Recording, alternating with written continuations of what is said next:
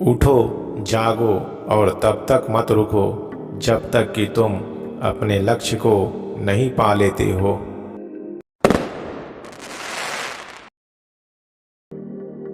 निरंतर सीखते रहना ही जीवन है और रुक जाना ही मृत्यु है। जो सच है उसे लोगों से बिना डरे कहो।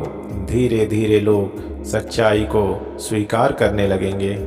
एक विचार को पकड़ना, उसी विचार को अपना जीवन बना लेना, उसी के बारे में सोचना, उसी के सपने देखना, उसी विचार को जीना, अपने दिमाग, मांसपेशियों और शरीर के हर हिस्से को उसी विचार में डूब जाने देना और बाकी सभी विचारों को किनारे रख देना, यही सफल होने का तरीका है, यही सफलता का सूत्र है। स्वतंत्र होने की हिम्मत करो।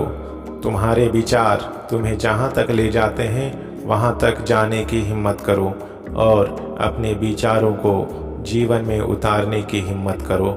जो भी चीज़ तुम्हें कमज़ोर बनाती है उन चीज़ों को जहर समझकर त्याग दो, तभी तुम उन्नति कर पाओगे।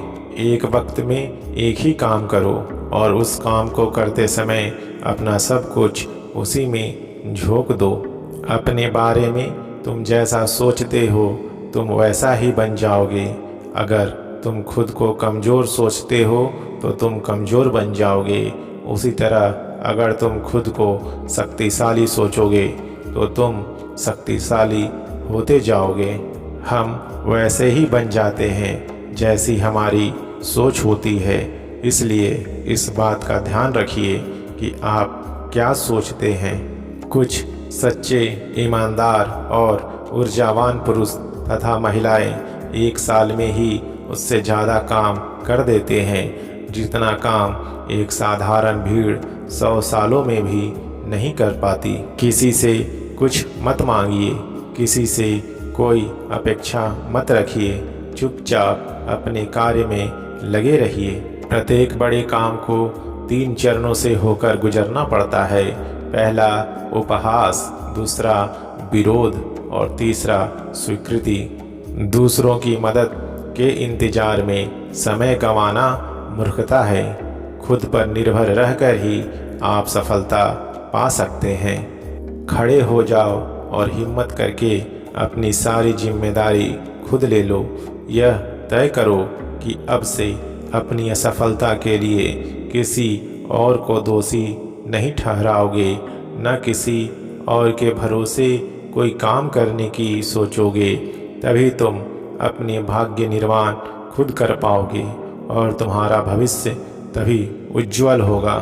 जिंदगी में हमें बने बनाए रास्ते नहीं मिलते हैं। जिंदगी में हमें आगे बढ़ने के लिए खुद अपने रास्ते बनाने पड़ते हैं। अगर शिक्षा चरित्र का निर्माण नहीं करती है और लोगों को शारीरिक और मानसिक रूप से मजबूत नहीं बनाती है तो वह शिक्षा अधूरी है। संघर्ष जितना कठिन होता है सफलता भी उतनी ही बड़ी मिलती है।